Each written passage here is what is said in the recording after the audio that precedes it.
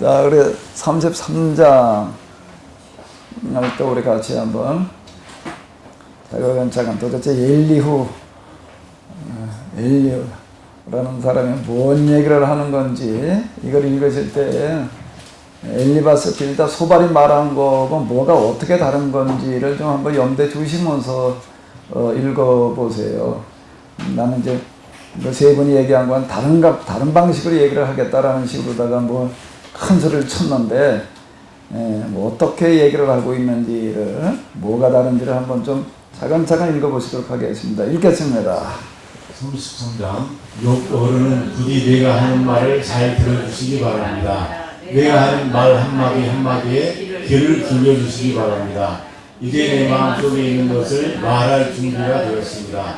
내 입속에서 혀가 말을 합니다. 나는 지금 진지하게 말하고 있습니다. 나는 진실을 말하려고 합니다. 하나님이 여기 나를 만드시고 전능하신 분의 입김이 내게 생명을 주셨습니다. 대답하실 수 있으면 대답해 보시기 바랍니다. 토론할 준비를 하고 나서시기를 바랍니다. 보십시오. 하나님이 보시기에는 어른이나 나나 똑같습니다. 우리는 모두 흙으로 지음을 받았습니다. 그러므로 어른께서는 나를 두려워하실 까닭이 없습니다. 내가 압도되어서 길을 펴지 못하는 일이 있어서도 안 될 것입니다. 어른께서 이런 말씀을 하셨습니다. 내게는 잘못이 없다. 나는 잘못을 저지르지 않았다. 나는 결백하다. 내게는 허물이 없다. 그런데도 하나님은 내게서 흠잡을 것을 찾으시며 나를 원수로 여기신다. 하나님이 내 발에 착오를 세우시고 내 일거수일투족을 다 감시한다 하고 말씀하셨습니다.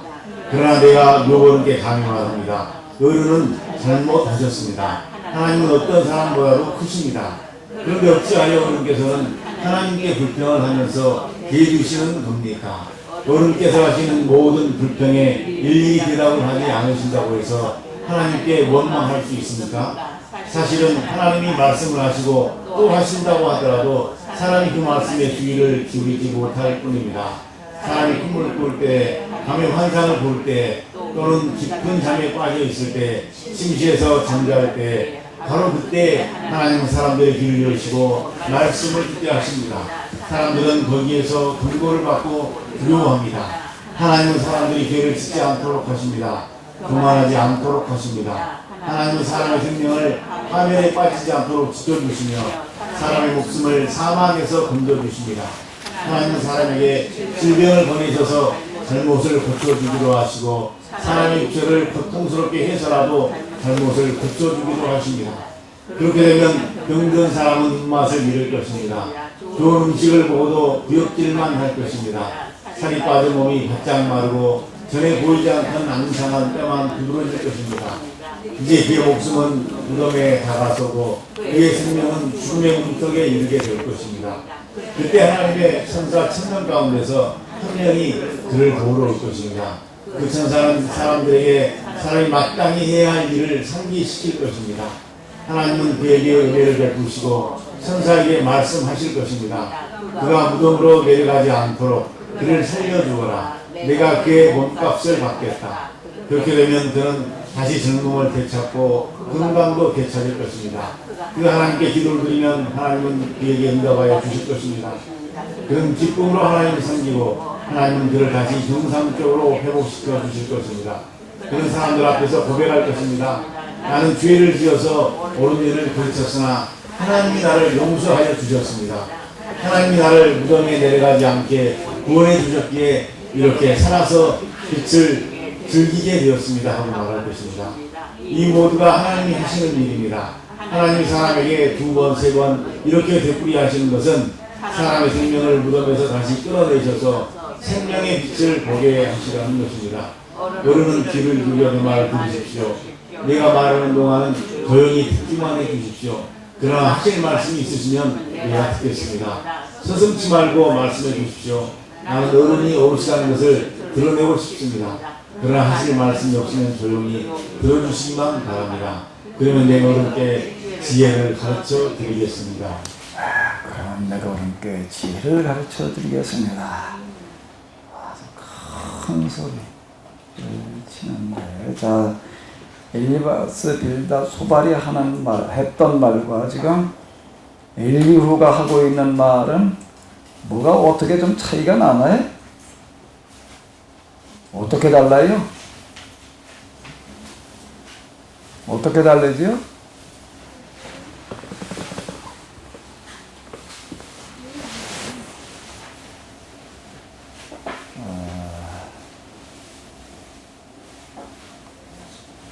엘리바스, 빌닷, 소발은 누구인가 하게 되면은 에돔 지혜의 어떤 그런 동산이라고 얘기할 수 있는 어떤 그런 거. 그 다음에 저 메소포타미아, 아라비아, 자 이런 쪽의 지혜자들이라고 그렇게 얘기를 할 수가 있습니다. 그러니까 이건 이제 이방 지역에 살고 있는 이방적인 지혜, 이방적인 교훈이라고 얘기를 할 수가 있는 거고요. 그 다음에 지금 엘리후는 어디를 대변한다고요? 엘리후는요? 유대인들. 그러니까 이런 얘기가 되는 거예요. 이렇게 우리가 한번 비교를 해보면은 좋을 것 같아요. 지금 이제 엘리후가 하는 말은 그러니까 누구의 어디의 의견, 어디의 사상, 어디의 신앙을 대변하고 있는 거죠? 유대교거든요. 그리고 나머지 엘리바스, 빌닷, 소발은 이방 지역의 지혜자들, 교사들이라고 얘기를 할 수가 있는데 일단 엘리후는 이제 어떻게 출발을 하고 있는가 하게 되면 어떻다는 거예요? 엘리후 그러면은 아까 제가 저 꽃뱀에다 비유를 했는데 어떤 식으로다가 일단 출발을 하고 있죠? 아주 훨씬 큰 소리 낮춰. 자기는 아주 그냥 이 엘리바스, 빌닷, 소발하고는 전혀 다르다. 당신들 완전 실패했지만 실패했단 말이야. 실패한 것 때문에 화나다. 다른 나이 더 먹었다고 해가지고 더 지혜로운 게 아니다. 이제 이렇게 얘기를 하는 어떤 이제 이런 것들. 그러니까 이 엘리후라는 사람은 나이가 젊다라고 하는 그런 얘기, 제 연소자였다라고 하는 어떤 이런 것들은 이제 뭔가 하게 되면 사실 그 문화, 히브리 문화라고 하는 것 자체가 당시 메소포타미아나 또는 근동, 이집트보다는 뒤에 등장한 거라고요. 아브라함이라고 하는 사람 자체가 그런 거니까.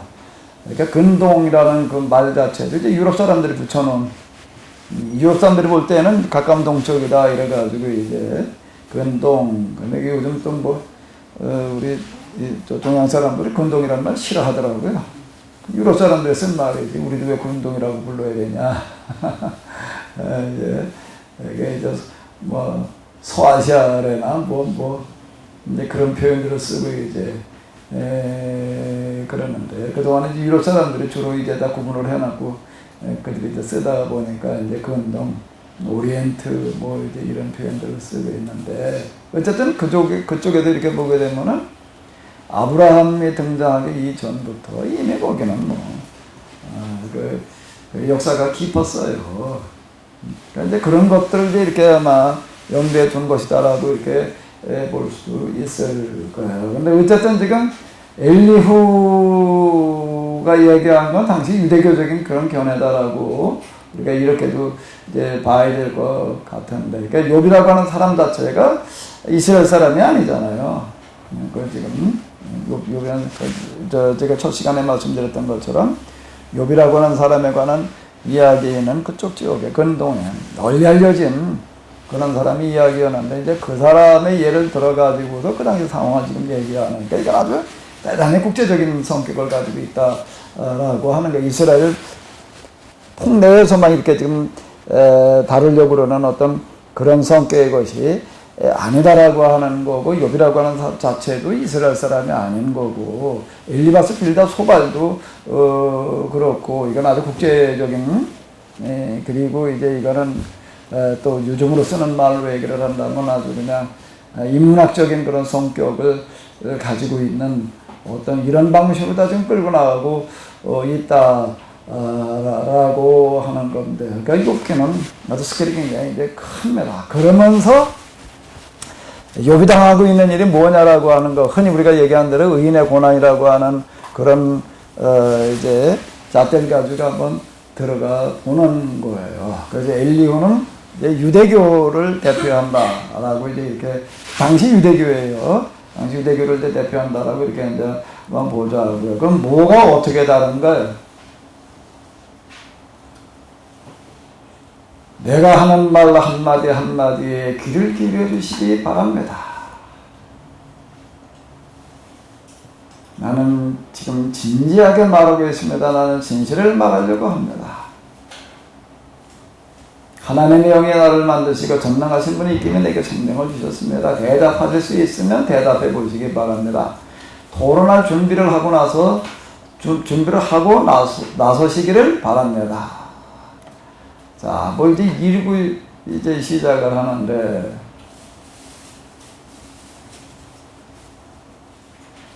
욥이 한 말을 뭐라고 얘기를 했다고요? 어른께서는 이렇게 이런 말씀하셨습니다. 뭐, 내게는 잘못이 없다. 나는 잘못을 저지르지 않았다. 나는 결백하다. 내게는 허물이 없다. 그런데도 하나님은 내게서 흠집을 것을 찾으시면 나를 원수로 여기신다.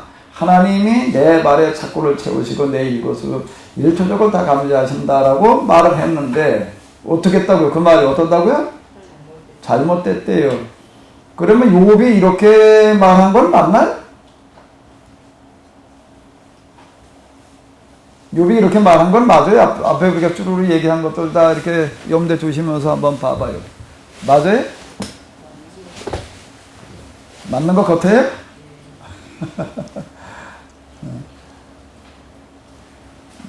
자, 그럼 맞는 것 같다니까, 그럼 어디에? 그러면 이제, 엘리후는 뭐라고 얘기를 하는 거예요? 내가 어른께 강요하란다. 어른은 어떻게 했다고요? 잘못했대요. 왜 그렇게 말하면 안 되는 거죠? 왜 그렇게 달라들면 안 되는 거예요? 하나님은 어떤 사람보다도 크십니다. 그런데 어째 어른께서 하나님께 불평을 하면서 대되는 겁니까? 어른께서 하시는 모든 불평의 일에 대답을 하지 않으신다고 해서 하나님께 원망을 할 수가 있습니까? 자, 하나님한테 대들면 되나 안 되나? 하나님께 불평을 하면서 대드시는 겁니까? 어찌하여 어른께서 하나님께 불평하면서 대드시는 겁니까? 하나님께 불평하면서 대들면 돼야 안 돼? 돼요? 안 돼요? 돼요?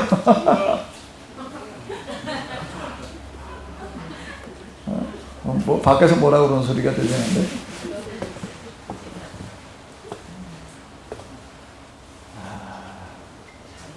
자기가 원하는 그런 신관에 만족하지 못하는 그것에 대한 그런 우리가 이제 하박국을 잠시 언급한 적이 있는데, 그 예언자들이 다 이제 특징이 있습니다. 특징이 있는데, 하박국이라고 하는 사람의 특징은, 하박국 이름도 참 처음에 때 굉장히 특이하더라고요. 어떤 사람이죠? 이 사람은요? 이 사람의 특징은 뭐예요? 하나님께 불평을 하면서 대드는 사람이었어요. 이 사람은. 예, 그 짧은 책입니다. 짧은 책인데 사실 하박국이 평생에 걸리는 그런 이야기인데, 그건 잠깐 동안에 일어난 거를 얘기하는 게 아니라 하박국 평생 씨름했던 문제인데, 왜 이런 악인이 성행하는 거 그냥 내버려 두느냐 이거예요. 하나님께서 손을 봐주셔야지 그냥 내버려 두니까 그래도 되는 줄 알고 지금 이렇게 악인이 지금 횡행하고 있고, 그러다 보니까 악이 넘쳐나고 있고, 그러니까 이건 누구 책임이라는 거예요? 하나님 책임이라고. 자, 이렇게 항변하고 나섭니다. 오늘 우리가 그 계획성경 이런 걸로 이렇게 보니까는 이게 좀 얼버무려져서 그런데요. 그 문맥으로 이렇게 들어가서 이렇게 보게 되면은 그 상당히 항변하는 어떤 그런 내용이에요. 이건 하나님 책임이라는 거예요. 왜 이거 그냥 묵과합니까? 그 얘기가 되는 거예요. 그래서 그는 어떻게 하겠다는 거예요. 도대체 하나님께서 이게 뭐라고 대답하시는지 내가 뭐 두고 보겠다. 이제 그 얘기가 되는 거예요. 그러니까 하나님께서 얘기를 하시는 거예요. 뭐라고 얘기를 하시지요? 내가 두고 보고 있는 게 아니다. 징계를 하기 위해서 내가 몽둥이를 지금 준비하고 있다. 그 몽둥이가 뭐라고요? 그 몽둥이가 뭐라는 거예요? 갈대아 사람을 내가 지금 준비해 놓고 있다. 내가 갈대아 사람을 통해 가지고 내가 이제 이스라엘의 악을 행하는 자들을 내가 이렇게 징계를 하겠다. 이제 이렇게 얘기를 하십니다. 그때는 하박국이 또 뭐라고 얘기를 하나? 더 큰 문제를 하는 거예요. 왜요? 이스라엘에서 지금 일어나고 있는 악이라고 하는 것은 그건 세 발의 피고, 갈대 사람들이 하는 거는요, 이거는 이건 그 사람들에 비하면 이스라엘에 벌어지는 거기 가진 자들, 권력자들이 행하는 악이라고 하면 세 발의 피에 불과하다는 거예요. 그 사람들은 다른 나라 쳐들어가가지고 그냥 싸그리 죽이고 싸그리 뺏어오고 그러는 사람들, 이스라엘은 그렇게는 안 하고 있는 거거든요. 그러니까 그건 더 말이 안 되는데 왜? 작은 악을 징계하기 위해서 어떻게 하니까? 더 큰 악을 갖다 쓴다는 거는 더 큰 악을 요긴한 것밖에 안 되지 않습니까? 이제 또 이루고 나가는 거예요. 이루고 나간다고요. 그래서 하나님께서 또 뭐라고 얘기를 하시나? 그러니까 하나님께서 뭐라고 얘기를 하세요? 그때 하시는 얘기가 뭔가 하면 의인은 믿음으로 말미암아. 이제 그 얘기가 이제 이렇게 되는 건데, 사실 로마서에서 우리가 만나는 믿음으로 말미암아 살리라라고 하는 것과 하박국에서 진짜 얘기하려고 하는 것과는 좀 사실 많은 거리가 있어요. 많은 거리가 있는데 하박국에도 얘기되는 어떤 그 믿음으로 말미암아 살리라라고 하는 어떤 그런 얘기는 사실 이제 이런 얘기가 되겠는데, 그 하박국에도 얘기하는 믿음으로 말미암아 살리라. 그럼 이제 하나님께서 말씀하시는 게 너는 이거를 크게 써붙여서 사람들이 달려가면서도 읽게 해라. 모든 다 알게 해라라고 이제 이렇게 얘기하는데, 근데 악인의 성행이라고 하는 걸 우리가 어떻게 이해를 해야 되느냐라고 하는 어떤 이런 문제예요. 이게 돼서 하박국에도 의인의 믿음으로 말미암아 살리라고 하는 건 뭔 얘기예요? 뭔 얘기예요? 의인은 믿음으로 말미암아 살리라는 얘기가 무슨 얘기가 되는 거예요? 하나님에 대한 절대 신뢰. 어떤 절대 신뢰?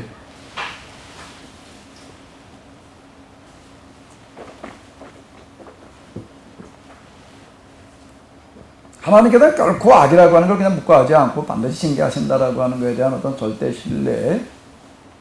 이면서 또 동시에 무슨 얘기가 되는 거죠? 의인은 믿음으로 말미암아 살리라는 그런 얘기는, 여기서 내가 지금 살아가다 보니까는 내가 이렇게 해가지고도 맨날 난 어려움을 당할 수밖에 없는 거예요. 여러 가지 그냥 가진 사람들의 횡포, 기타 등등 이것 때문에 어떻게 해볼 방법이 없어요. 의인의 믿음으로 말미암아 살리라는 얘기는 거기 그럼에도 불구하고 그런 거에 내가 영향받지 않고, 실망하지 않고, 좌절하지 않고, 나는 하나님의 말씀, 여기에 대해 신뢰를 가지고는 그 길을 가겠다라고 하는 그런 얘기가 이제 되는 거예요. 그게 하박국에서 얘기하는 어떤 이제 그런 얘기가 이렇게 되는 거거든요. 하박국은 항구의 사람이라고요. 그리고 구약 성경에도 또 항구의 사람이 또 누가 있을까? 예언자 가운데 누가 있지요? 누구예요?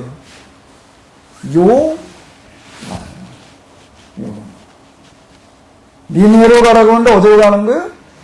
다시스로 가는 어떤 이런 거. 그건 한 거예요. 뭔 한 거?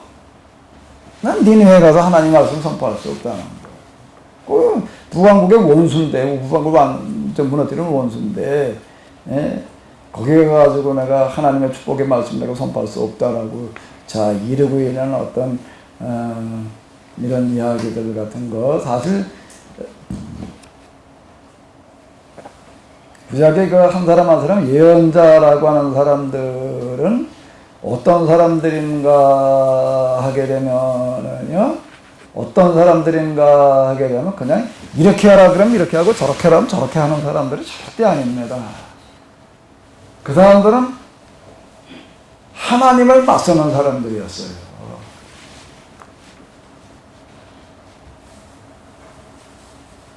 근데 맞서는 게 그냥 오장노차는 식으로다가 그냥 이런 식으로 맞서는 어떤 그런 게 아니라 도대체 하나님께서 하시는 게 어떤 일인, 어떤 건지 일단 납득이 안 되는 부분이 너무 많은 거예요. 그거에 대해서 어떻게 하는가 하면 하나님과 맞서서 하나님과 맞붙어서 내가 해결을 하겠다라고 하는 사람들이라고 하는 거예요. 그러니까 뭐 야곱이라고 하는 사람을 봐봐요. 어디에서 볼 수가 있죠? 야복강에서 그가 하는 어떤 이런 것들을 보게 되면은 그 하나님과 씨름을 하는데 환도뼈가 탈골이 되면서도 안 넘는 거예요. 이제 밤새 싸웠으니 이제 나 좀 가게 해달라 그래도 못 보내주겠대. 나를 축복해주지 않으면은 지금 이제 형을 만나러 가는데 지금 당장 죽게 생겼는데 이 문제 해결해주지 않으면 못 보내겠다. 자, 그러고 있는 거예요. 그래서 이름을 뭐라고 져줘요? 이스라엘이 무슨 뜻이에요? 이스라엘이 뭐라고요? 하나님과 싸워서 이겼다는 뜻이래요. 그게 이스라엘이에요. 그 이스라엘이라고 하는 이름 자체가 그건 뭘 말하는 거예요? 그냥 하나님 말에나 그냥 말씀에 그냥 무조건 그냥 따라가는 그걸 말하는 이스라엘의 용어 자체가 이거는 하나님과 겨루는 거예요. 하나님과 겨루는 어떤 그런 의미를 가지고 있다라고 하는 겁니다. 사실 우리가 지금 여기서 만나고 있는 욥을 이렇게 보게 되면 당시 엘리바스, 빌다, 소발 또 그러니까 특히 이제 좀 엘리후가 지금 제일 먼저 욥을 지적하고 나서는 그런 이제 유대교를 대표하고 있는 어떤 이런 사람도 제일 눈에 거슬리는 게 지금 뭐가 되는 거예요? 하나님에 대해서 뭘 하고 있는 거예요? 항거하고 불평을 떠들면서 어떻게 하는 거예요? 대들고 있는 거예요. 이건 잘못된 거라는 거예요. 근데 욥기는 어떻게 얘기를 하고 있는 거예요? 욥이라고 하는 사람은 사실 그런 부분이 많이 있는 거예요. 이 부분은 일단 먼저 이제 지적을 하는 거고요. 하나님께 대들거나 불평하거나 항거해서는 안 된다라고 하는 겁니다. 그러니까 하나님 도대체 뭘 어떻게 하고 계시는 거예요, 지금요? 하나님 무슨 일을 하고 계시는 거지? 하나님 무슨 일을 하고 계시는 거예요?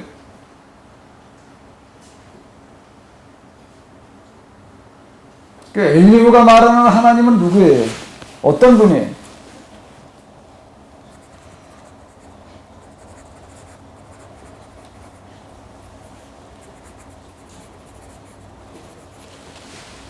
자, 여기 한번 봐봐요.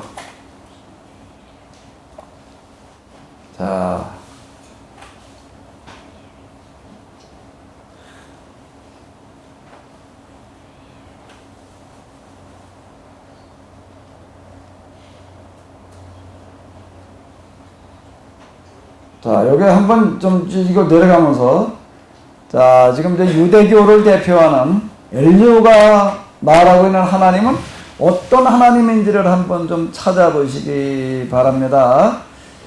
자, 잘 생각하면서 읽어보세요.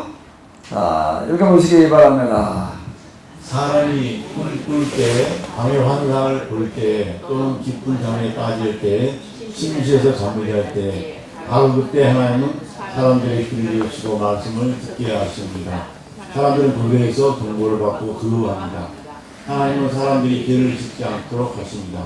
교만하지 않도록 하십니다. 하나님은 사람의 생명을 파멸에 빠지지 않도록 지켜주십니다. 사람의 목숨을 사망에서 건져주십니다. 하나님은 사람에게서 질병을 보내셔서 잘못을 고쳐주기도 하시고 사람의 입술을 고통스럽게 해서라도 잘못을 고쳐주시기도 하십니다. 그렇게 되면 병든 사람은 입맛을 잃을 것입니다.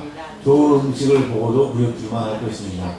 살이 빠져 몸이 바짝 마르고 전에 보이지 않던 앙상한 뼈만 두드러질 것입니다. 이제 그의 목숨은 무덤에 다가서고 그의 생명은 죽음의 문턱에 이르게 될 것입니다. 그때 하나님의 천사 천명 가운데서 한 명이 그를 도우러 올 것입니다. 그 천사는 사람들에게 사람이 마땅히 해야 할 일을 상기시킬 것입니다. 하나님은 그에게 은혜를 베푸시고 천사에게 말씀하실 것입니다. 그가 무덤으로 내려가지 않도록 그를 살려주어라. 내가 그의 몸값을 받았다. 그렇게 되면 그는 다시 젊음을 되찾고 건강도 되찾을 것입니다. 그 하나님께 기도를 드리면 하나님은 그에게 응답하여 주실 것입니다. 그런 기쁨으로 하나님을 섬기고 하나님 그를 다시 정상적으로 회복시켜 주실 것입니다. 그런 사람들 앞에서 고백할 것입니다. 나는 죄를 지어서 옳은 일을 그쳤으나 하나님이 나를 용서하여 주셨습니다. 하나님이 나를 무덤에서 내려가지 않게 구원해 주셨기에 이렇게 살아서 빛을 즐기게 되었습니다 하고 말할 것입니다. 이 모두가 하나님이 하시는 일입니다. 하나님이 사람에게 두 번, 세 번 이렇게 되풀이하시는 것은 사람의 생명을 무덤에서 다시 끌어내셔서 생명의 빛을 보게 하시려는 것입니다. 오라는 귀를 기울여 내 말을 잘 들으래요. 내가 말하는 동안 조용히 좀 듣기만 해달래. 그럼 뭘 하시는 거지, 하나님? 이 1, 2부가 말하는 하나님은 뭐 하시는 하나님이에요?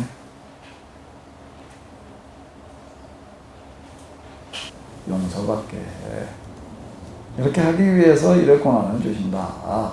자, 지금 이제 이렇게 얘기를 하는 겁니다. 그러니까 고난은 뭔가 하게 되면 하나님의 교육인 거예요. 선도교육. 무슨 교육? 선도교육인 거예요. 선도교육. 자, 또 할 말 있으면 해보래. 서슴지 말고 해보래. 자, 어때요? 할 말이 있어요, 없어요? 그럼 여기 욥이 한 말이 나오진 않는데 욥은 뭐라고 얘기를 할까? 이렇게 얘기를 하면 욥은 뭐라고 얘기를 할까? 이 말에 대해서 사실 고난은 하나님의 교육이다라고 하는 거가 이제 인류가 말하는 주요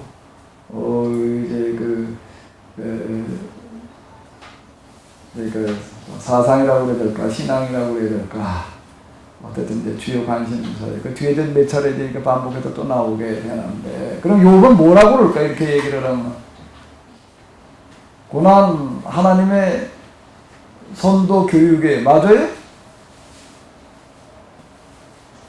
대답이 없으셔. 자, 그럼 일단 34장으로 한번 넘어가 봐요.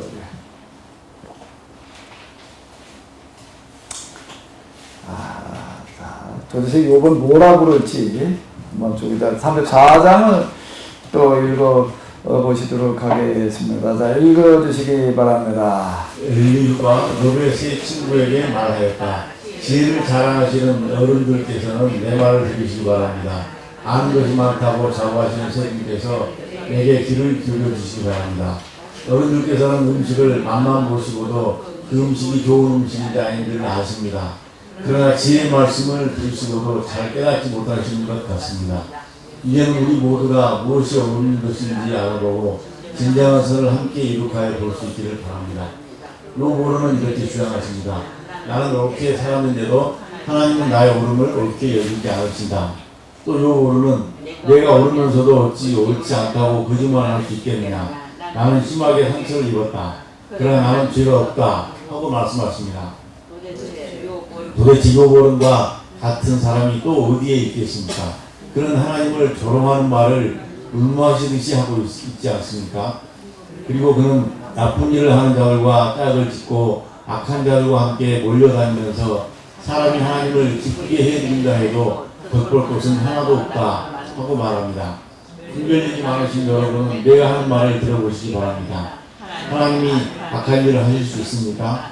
전능하신 분께서 옳지 않은 일을 하실 수 있습니까? 우리 하나님은 사람에게 사람이 한 일을 따라서 갚아주시고 사람이 걸어온 길에 따라서 거두게 하시는 분입니다. 전능하신 하나님은 악한 일이나 정의를 그르치는 일은 하지 않으십니다. 어느 누가 하나님께 땅을 주관하는 정권을 주기라도 하셨습니까? 어느 누가 하나님께 세상의 모든 것을 맡기기라도 하셨습니까? 만일 하나님이 결심하시고 생명을 주는 영을 거두어 가시면 육체를 가진 모든 것은 일시에 죽어 모두 흙으로 돌아가고 맙니다. 욥은 어른께서 슬기로운 분이시라면 내가 하는 이 말을 깊이 생각해 보시기 바랍니다. 내가 하는 말을 귀담아 들으시기 바랍니다.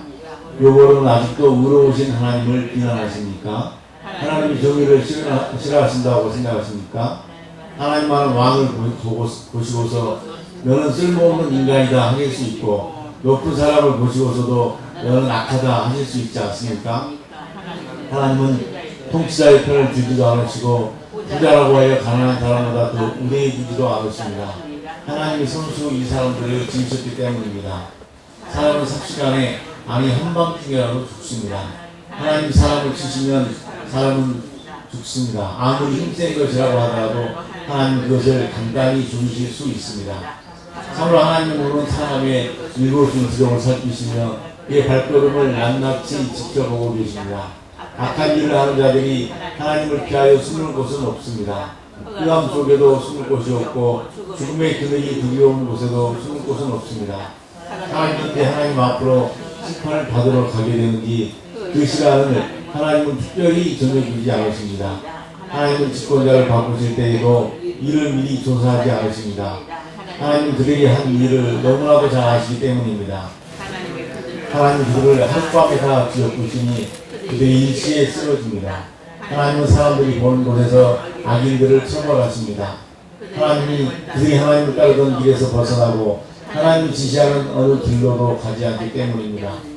그래서 가난한 사람들의 하소연이 하나님을 다루고 살기 어려운 사람들의 부르짖음이 그분께 들리는 것입니다.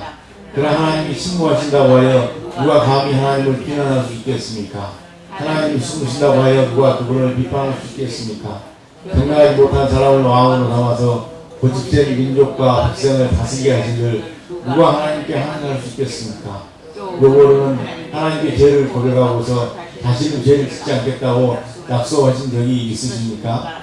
잘못이 무엇인지를 일러달라고 하나님께 요구하시면서 다시는 악한 일을 저지르지 않겠다고 약속하신 적이 있습니까?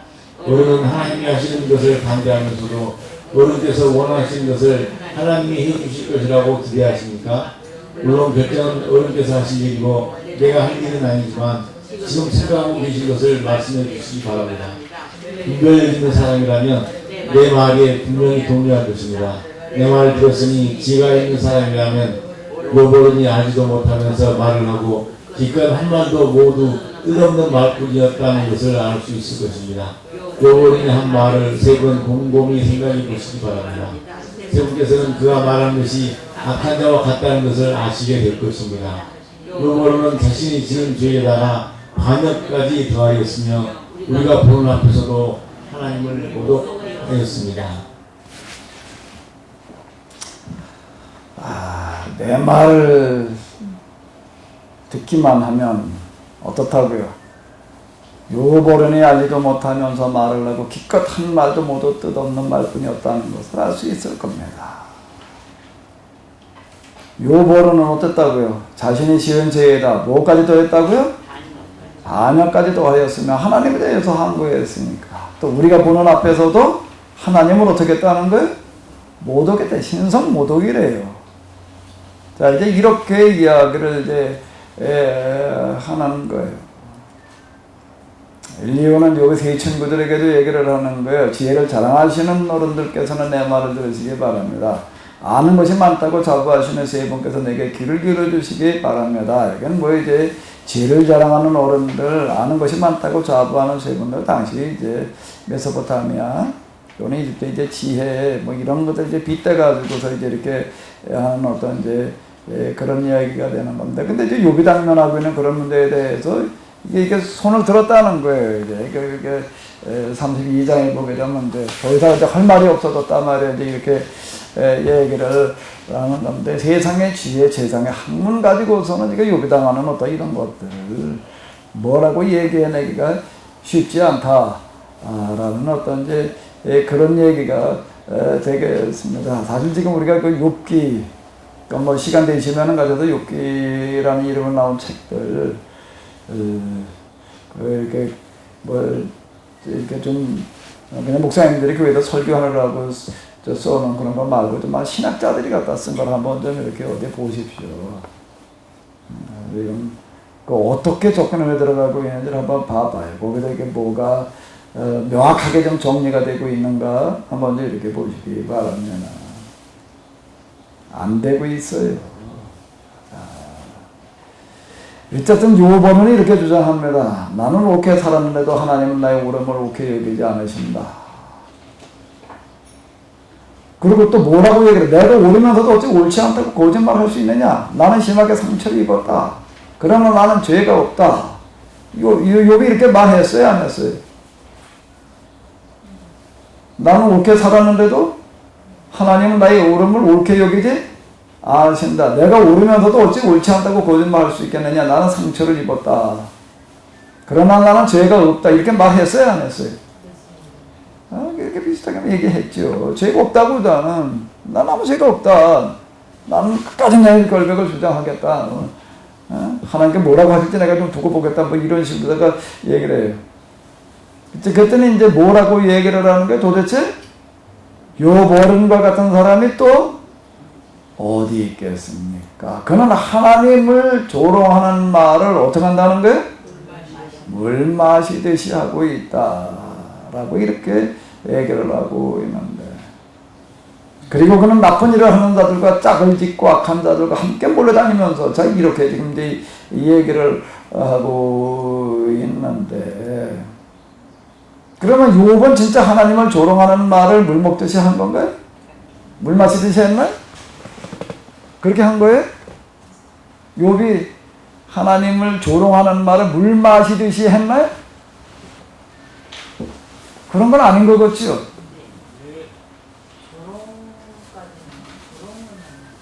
그 조롱을 한 게 아니고 뭐예요? 모독한 건가?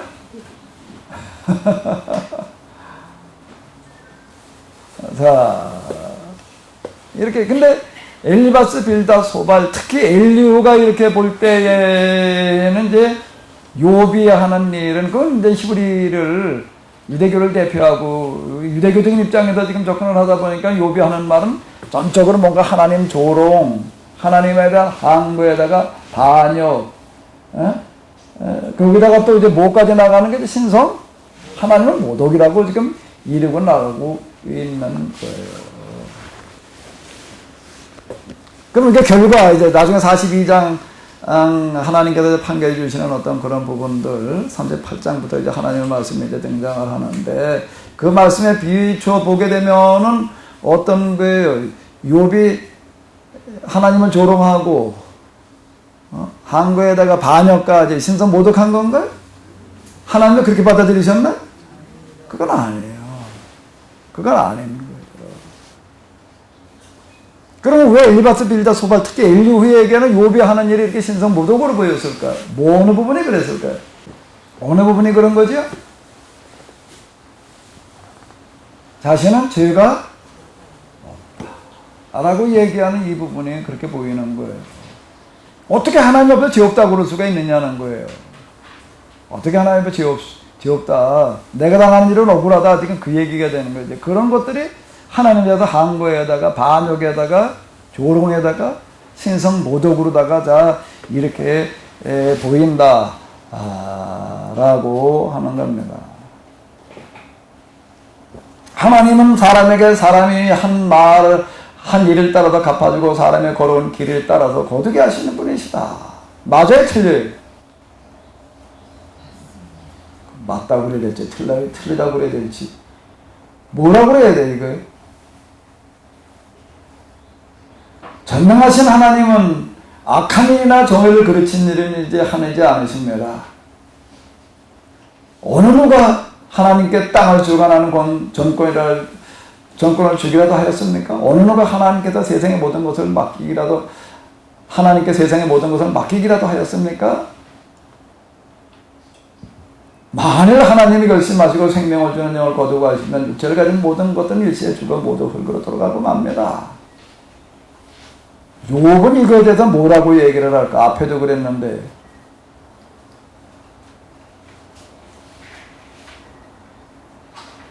참으로 하나님은 두는 사람의 일거수일투족을 살피시며 그의 발걸음을 낱낱이 지켜보고 계십니다.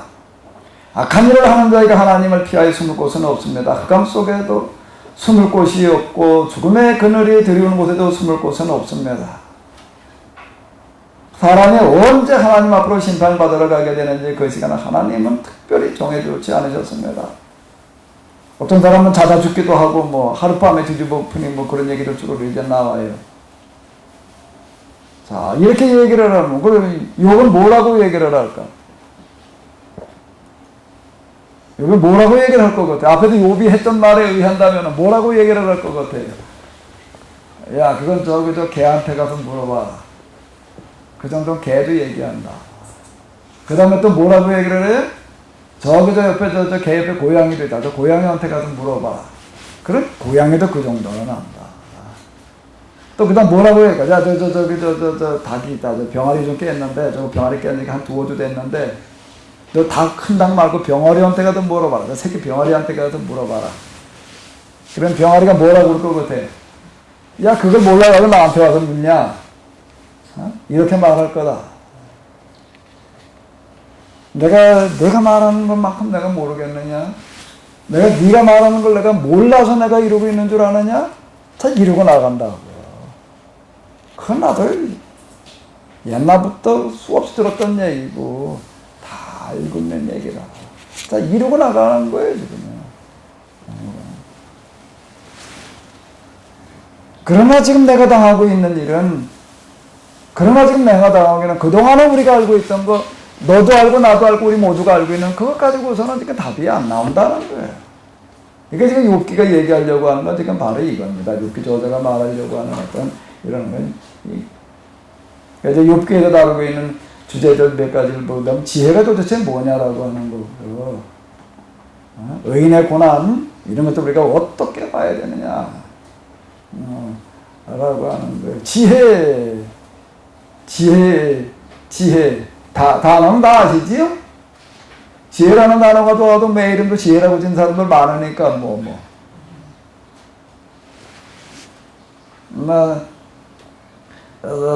우리 애 이름을 질 때 지자가 좋아, 지혜 지자가 좋아서 하나 갖다 써먹었어요.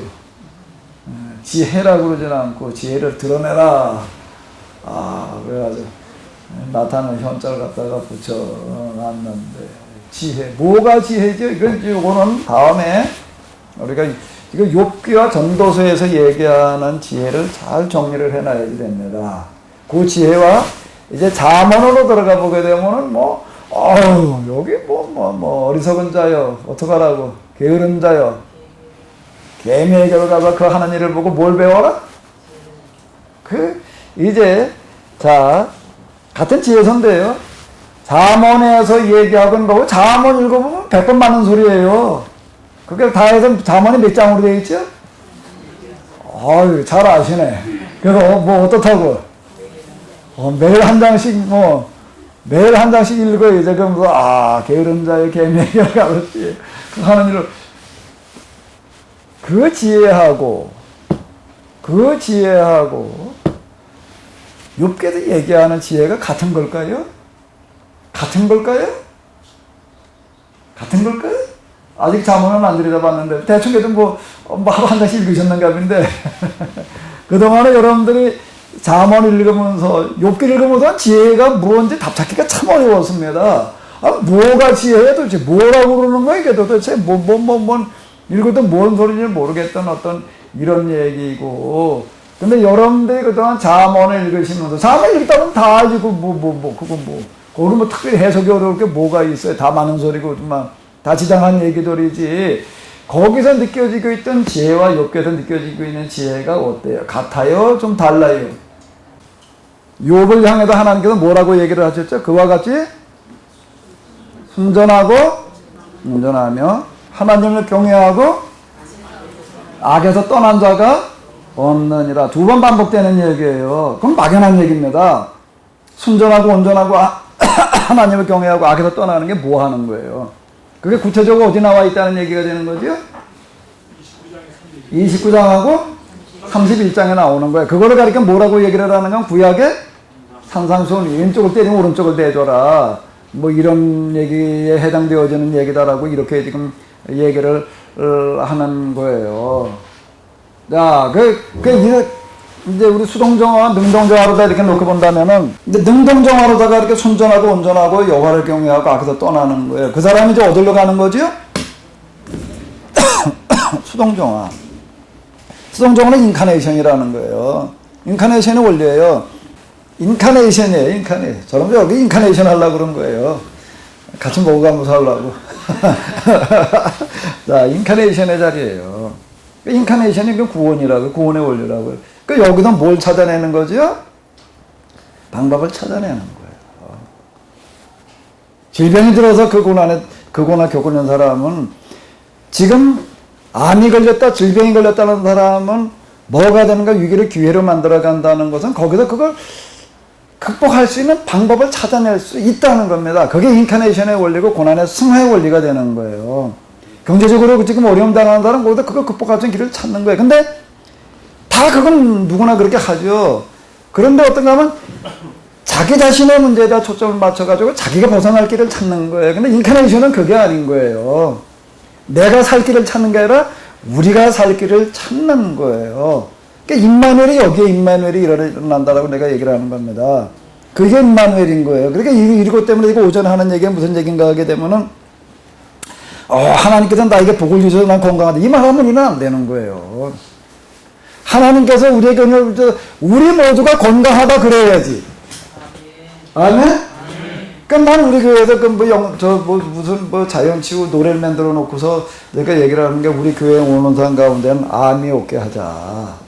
그럼 얘기가, 세상에 다 암이 없게 하는 거는 우리가 어려운 얘기예요. 그렇게까지 해보려고 한다라고 해도 우리가 여기서, 우리 여기 와서 딴 거 하려고 그러지 말아나 이렇게 얘기를 하는 거예요.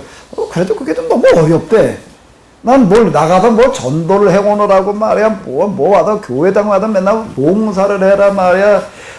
내가 무슨 헌금을 어떻게 했나? 헌금 내 11조는 내가 하라는 얘기를 있다고 해요. 왜 11조라고 그 정신은 우리가 꼭 지켜야 될 어떤 이런 거기 때문에 그 부분은 또 있다는 거 얘기를 하면 헌금 가지고 좀 그렇게 얘기를 하고 그러거든. 난 하나 주문하는 게 꼭 지키라고 그러는 게 뭔가 하면은 딴 거 하려고 그러지 말고 암, 당뇨, 고혈압, 기타 걸리지 말아라.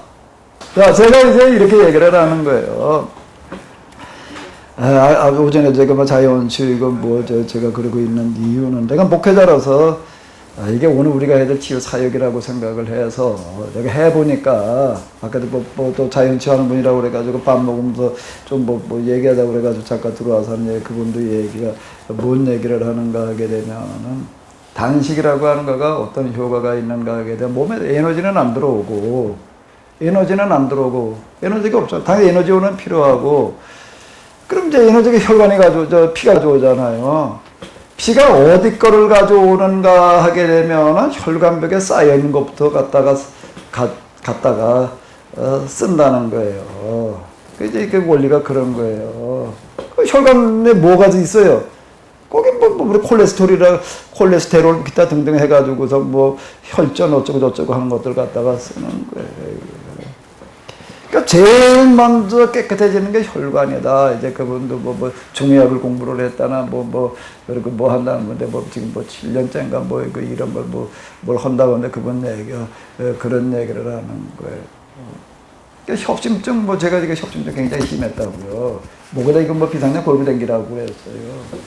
내가 몇 달 하고 나니까는 지금 7kg 조깅해. 그건 가서 스탠스레나 갖다 그런 거 집어넣어가지고 그러고 있는 거 아니에요. 그러니까 제일 먼저 청소되는 게 혈관이다.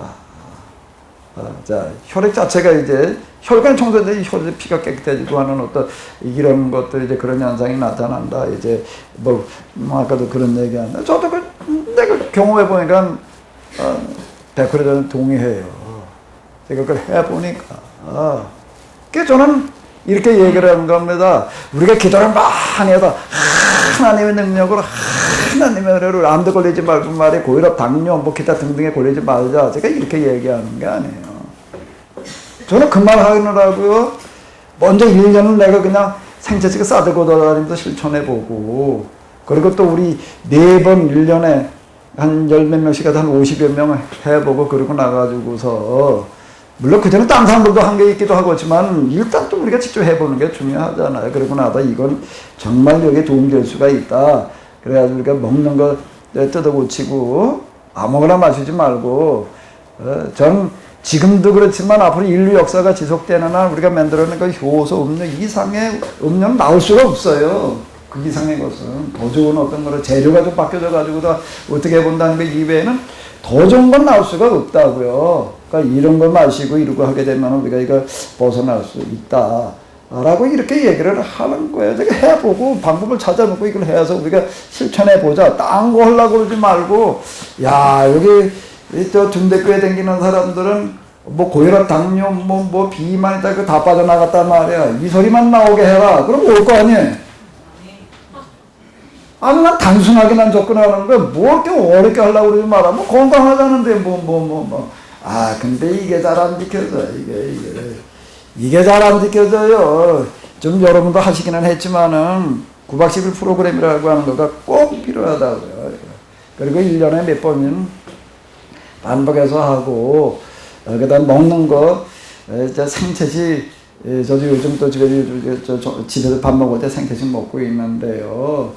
똑같은 거를 그 화식으로 해서 먹는 거고 생채식 먹는 거고 안 해보면은요 대충 듣고 나서는 에이 뭐 그렇게 그냥 해도 되고 건강한 사람은 차이를 잘 못 느껴. 근데 실제 한번 해봐요. 해보고 나서 얘기를 해요. 전혀 다른 얘기예요. 저는 그 방법을 찾는 거예요. 저 이거 찾느라고 고생 좀 했어요. 이거요. 그냥 저절로 찾아지는 어떤 이런 게 아니라고. 여기서 뭘 찾는가 하면 일치, 인카네이션 속에서 방법을 찾아내는 겁니다. 내 문제 해결하기 위한 방법을 찾는 거에 함께 하시겠다는 얘기가 아니에요. 그럼 말이 안 돼요. 그럼 그건 미신이 되는 거예요. 정신 나간 믿자예요, 그거는요. 사람 미혹시키는 신앙이지, 그건 제대로 된 신앙이 아니라고요. 이거를 하나님의 지혜라고 그러는 거예요. 이건 건강의 문제, 경제적인 문제, 모든 문제 이거는 다 들어있습니다. 그러니까 상처받은 치유자라는 거예요. 내가 지금 고난이 지금 나에게 와 있다라고 하는 것은 뭐가 되는가 하면 동시에 그게 뭐가 되는 거예요? 기회가 될 수 있다는 겁니다. 그러니까 위기를 기회로 바꿔가는 그게 뭔가 하면 지혜. 그건 물론 일반 생활처럼 일반 그 자문에도 그런 것들은 많이 들어있겠죠. 뭐 그거 게으르지 말라, 뭐 부지런해라 말해, 뭐 방탕하지 마라, 뭐 이런 얘기들. 근데 여긴 얘기가 달라요. 그런 얘기가 아니라 거기서 그냥 개인적인 권고예요. 개인적인 지침이에요. 이거는 그게 아니에요. 우리가 우리의 이 공동의 문제를 어떻게 해결할 것이냐. 이걸 지혜라고 그러는 거예요. 그래야지 이게 맞는 얘기가 되는 거예요. 하나님께서 주시는 지혜가. 하나님은 잘 믿었더니 말이야. 하나님께 그다음에 복을, 지혜를 주셔서 말이야. 뭐 돈을 잘 벌고 건강하고 에이, 그러면, 그게 솔로몬식이다 얘기를 하게 되면은요. 세상 사람들 찾는 지혜가 뭐가 달라요? 그 하나님께 주신 거라고 어떻게 얘기를 해. 아, 세상은 저 하나님 안 믿고 솔로몬 비슷한 먹고 사는 사람들 얼마나 많은데? 뛰어난 사람들이 얼마나 많은데? 요즘 무슨 뭐라고 그런가? 주식을 어떻게 해가지고서 뭘 공부를 해가지고서 얼마 만에 무슨 몇십억을 벌었느니 말이야. 어쩌느니. 그 나름대로 다 무슨 비법들이 있다고요. 그걸 하나님께 주신 지혜라고 그래야 되나? 하나님께 주시는 지혜가 겨우 그런 걸까? 그 하나님이 그 어떤 물귀신 수준, 산실력 수준이 아닌 진짜 온 세상을 지으신 진리 자체이신 하나님이시라고 한다면 그분이 주시는 지혜라는 게 겨우 그런 거겠어요? 개인이 잘 되는 무슨 비법을 알려주는 게 과연 하나님께 주시는 지혜겠어요? 그럼 앞뒤가 안 맞는 얘기가 되는 거. 그 자체가 말이 모순이에요. 어폐가 있다고요. 그건 하나님께 주시는 지혜가 아니고도 얼마든지 가능한 거예요. 하나님께서만 주실 수 있는 지혜라는 게 있는 거예요. 그게 뭔가 하면 이런 고난의 극단적인 어려운 과정을 통해 가지고도 그걸 자기 문제 해결이 아닌 모든 사람들이 그와 같은 어려움에도 해결할 수 있는 방법을 거기서 찾아내는 겁니다. 그게 하나님께서 주시는 지혜예요. 아멘? 어느 게 맞는 얘기 같아요? 한번 생각을 해봐봐요. 서로 하나님께서 지혜 주셔가지고 말해, 나 이게 일이 지금 사업이 잘 되고 있니 말해, 건강이 어쩌고 그럼 빌 게이츠 같은 사람이 하나님 믿어가지고 이렇게 됐나? 그래, 로버트 슐러가지고 얘기를 하지. 그 사람이 11조를 달아가지고 말해. 그다 하나님께 복을 주셔가지고. 하나님 안 믿고 그렇게 되는 사람들이 얼마나 많은데. 예? 다 옛날 얘기고. 그렇게 갖다 예화 들어가지고 얘기를 하려고 해서 반론을 펴게 되면요. 하나님 안 믿고 그보다 더 잘 된다는 얼마든지 많다. 그럼 어떡할 거예요? 뭐라고 말을 해야 돼? 그건 어떻게 다 마구가 그래야 되나? 그건 말이 안 돼, 그래. 그건 말이 안 되는 거예요. 하나님께서 주시는 지혜라는 건 모든 사람이 다 행복해지는 방법을 찾는 거예요. 아멘? 그게 진짜 하나님께 주시는 지혜지. 다 이 지혜를 받으시기 바랍니다. 특히 욥기에 오신 분들은 다 이 지혜를 받으셔요. 그러면 이 세상의 가난의 문제가 사라질 거예요. 이 세상에 지금 30장마다 얘기하는 거 참 그 비참한 얘기라고요. 가난한 사람들은 다 뭐 선하고 순진하고 뭐 좋은 사람, 착한 사람들이 아니에요. 가난에 찢어졌기 때문에 그 사람들은 지금 마음이요. 아주 더 황폐되어져 있는 거예요. 진짜 그렇다고요, 이 사람들이요. 정말 그건 여러모로 불쌍한 사람들이라고요. 이걸 뭐 어떻게, 그냥, 정말 그 사람들과 하다 보면, 정말 열받아요. 열받아요. 진짜, 알코올 중독자 이런 사람들 데려다가 어떻게 뭐 좀 해봤다고 그래 봐봐요. 어려운 얘기예요. 어려운 얘기요. 자, 이런 문제들을 우리가 어떻게 해결할 건가? 이건 오직 이 여호와 하나님에게서만 나온 그거의 지혜예요. 욥기는 지금 이걸 가지고 씨름을 하는 거예요. 욥기를. 근데 지금 엘리바스 빌다 소발, 그리고 또 누구? 엘리후는 소발 만도 못한 것 같아. 개발 수준 못해. 이거 가지고 지금 얘기하는 어떤 이런 게 뭐예요? 그게 다 자문 수준이잖아요. 자문. 맞는 소리 맞는 소리예요. 맞는 소리가 맞는 소리냐 맞지 않는 소리냐라는 게 중요한 게 욥기에서 지금 다루는 차원은 그 차원이 아니에요. 지금요. 그렇기 때문에 욥기라고 하는 건 이거는요. 정말 대단한 책이에요. 이게 문학하는 사람들, 신앙이 없이 그냥 문학하는 사람들이 뭐라고 얘기를 한다고요? 욥기를 아주 대단한 작품으로 봅니다. 우리 지난주에 연대 영문학과 교수님 와가지고서 우리 성서문학의 이해인가 뭐 이런 책을 하나 쓰셨길래 이제 그분 그걸 이렇게 이제 얘기 들었는데 그분 뭐 이런저런 얘기하다가 하는 얘기가 뭔 얘기를 하는 건 뭐 문학의 이제 특징, 문학이 어떤 거가 문학이냐 뭐 이제 이런 것들 얘기를 나가고 그러면서 거기서 그분도 하는 얘기 중에 하나가 뭔가 뭐 성경 가운데 욥기는 그건 뭐 어디다 내놔도 세계 최고의 그건 문학 작품이다라고 이렇게 얘기를 한다고.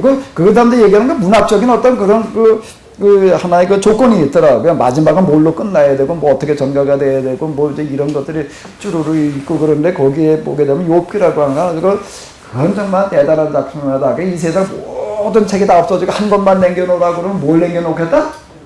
욥기를 남겨놓겠다라고 얘기하는 그런 문학가들이 이제 있다는 얘기가 이거를 얘기를 하는 건데, 그 욥기도 다루는 그 문학적인 그 사람들은 이걸 몰라요. 욥기에서 그렇게 문학하는 사람들이라고 해서 그 사람들 욥기 한번 해석해봐라. 그럼 제가 얘기하는 거 뭐냐고 이렇게 해석하는가. 전혀 아니에요. 그 문학적인 어떤 그런 거 구성 요소에 맞는다는 걸 얘기할 뿐이지요. 욥기가 진짜 말하려고 하는 걸 찾아내는 거나 그건 어차피 신학적인 작업에 들어가지 않고서는 안 되는 얘기가 되는 거예요. 철학 가지고서도 안 되는 거고 문학 가지고서도 안 되고 뭐 가지고 되는 거예요? 신학인데 신학 중에도 무슨 신학만에 그걸 가능하게 하는가 하면 이성적인 신학 가지고서는 안 되는 거예요.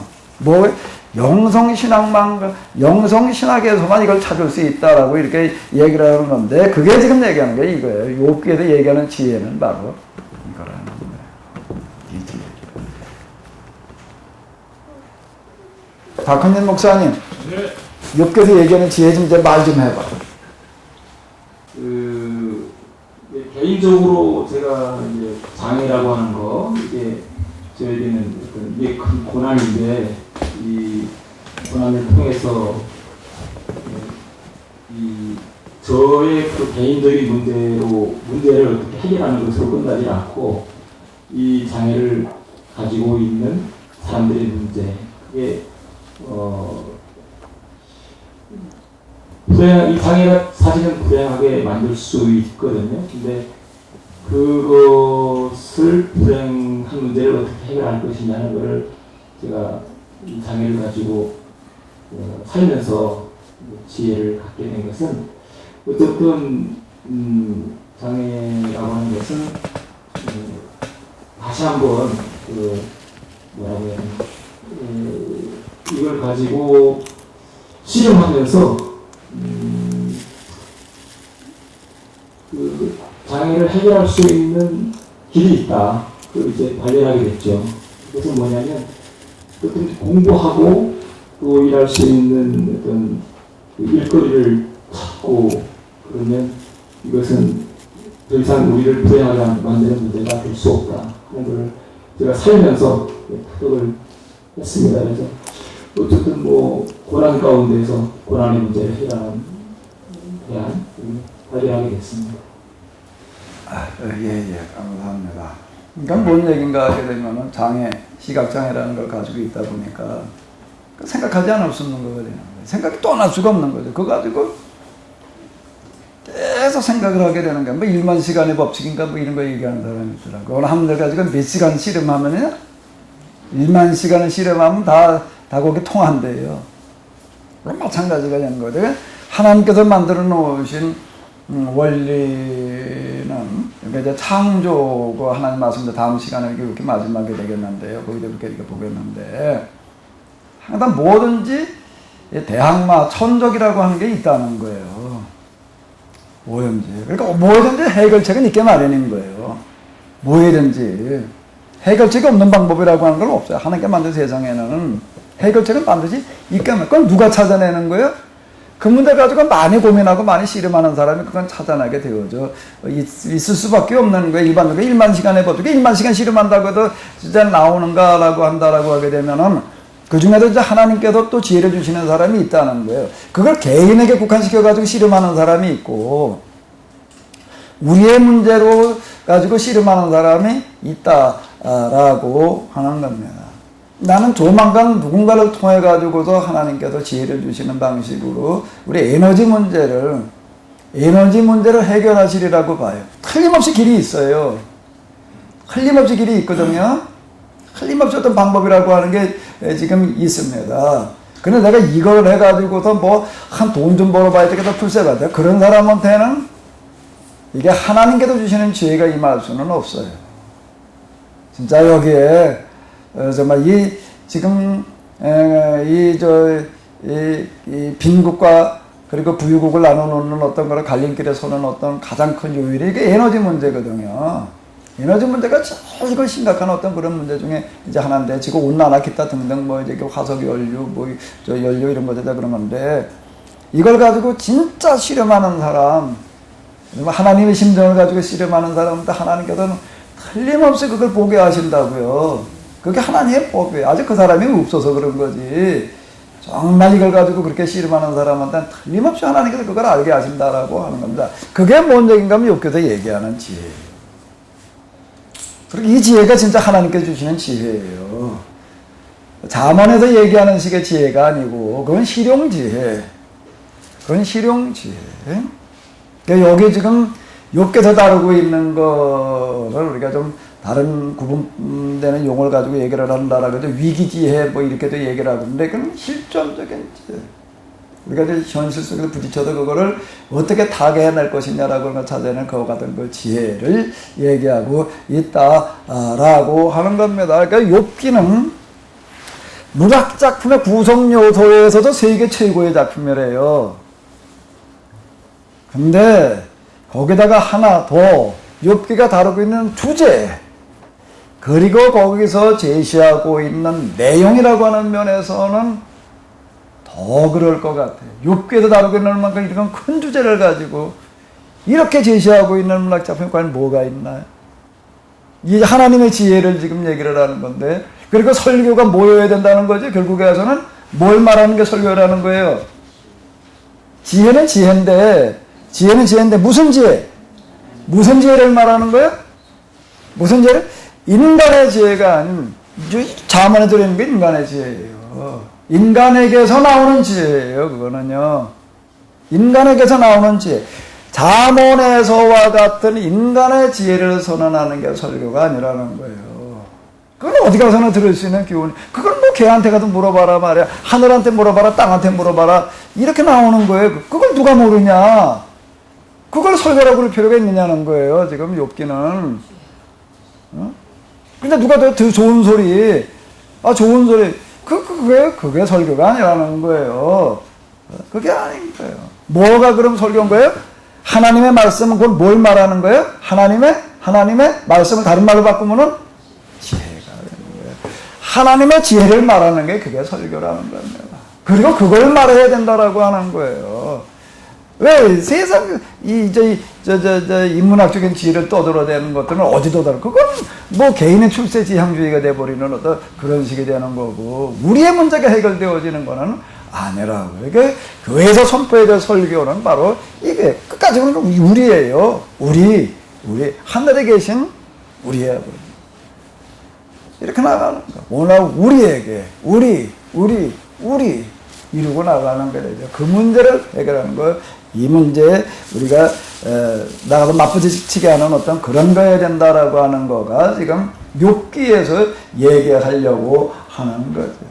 이거야말로 저는 욥기를 이렇게 쭉 해석해 나가면서 상당히 욥기 생각할 때마다 내가 참 너무 제가 단독을 해.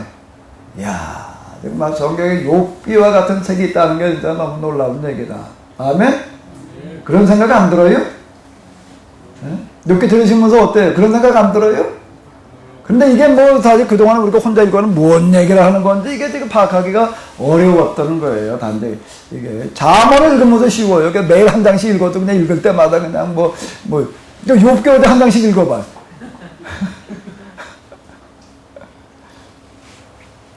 이게 뭐가 어떻게 될지 뭐가 어디가 어떻게 돌아가고 있는 건지 이게 도대체 엉켜가지고서 이게 잘 안 되죠. 이제는 가서 매일 이제 잠언을 한 장씩 읽으시다가 이제 욥기를 읽으셔요.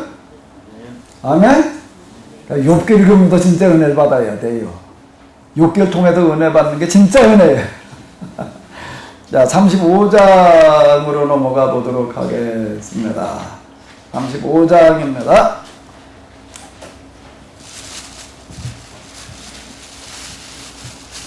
엘비과 다시 말을 이었다. 욥은 하나님께서도 나를 옳다고 하실 것이다 하고 말씀하셨지만 또 하나님께 내가 죄를 짓는다고 하여 그것이 하나님께 무슨 영향이라도 미칩니까? 또 제가 죄를 짓지 않는다고 하여 내가 얻는 이익이 무엇입니까? 하고 물으시는데 그것도 옳지 못합니다. 이 어른과 제 친구분께 대답해 드리겠습니다. 욥은 하늘을 보시기 바랍니다. 금이 얼마나 높이 있습니까? 비록 어른께서 죄를 지었다고 한들 하나님께 무슨 손해가 가며 어른의 죄악이 크다고 한들 하나님께 무슨 영향이 미치겠습니까? 또 어른께서 의로운 일을 하셨다고 한들 하나님께 무슨 보탬이 되며 하나님이 어른에게서 얻은 것이 무엇이 있겠습니까?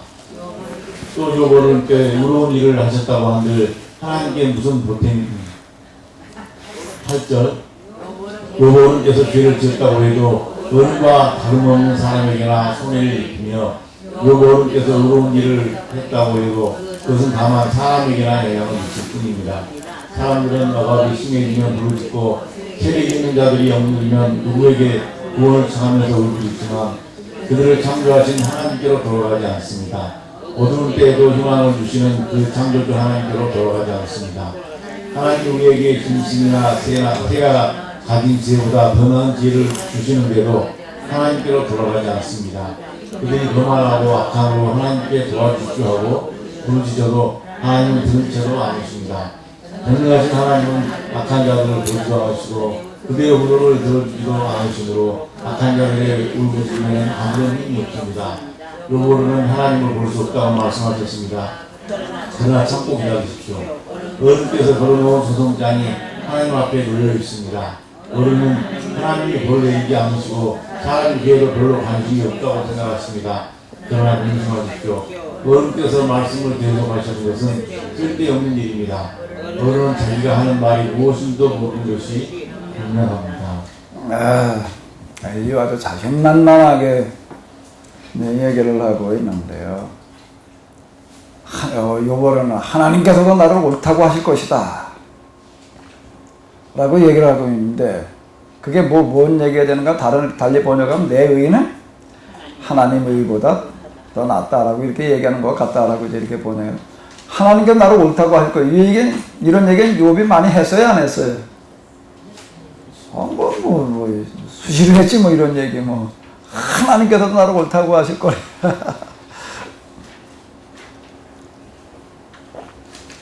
근데 그게 말이 안 된다는 거예요. 어떻게 하나님 앞에서 내가 옳다라고 말할 수가 있느냐.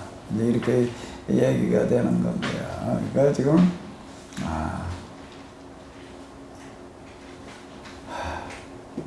어른께서 말씀을 계속하시는 것은 쓸데없는 일입니다. 어른은 자기가 하는 말이 무엇인지도 모르시는 것이 분명합니다.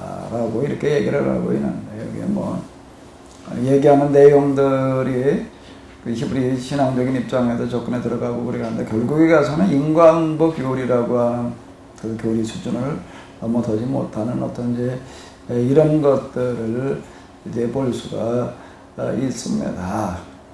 인류의 얘기는 계속 이제 37장까지 이어지고 있는데요.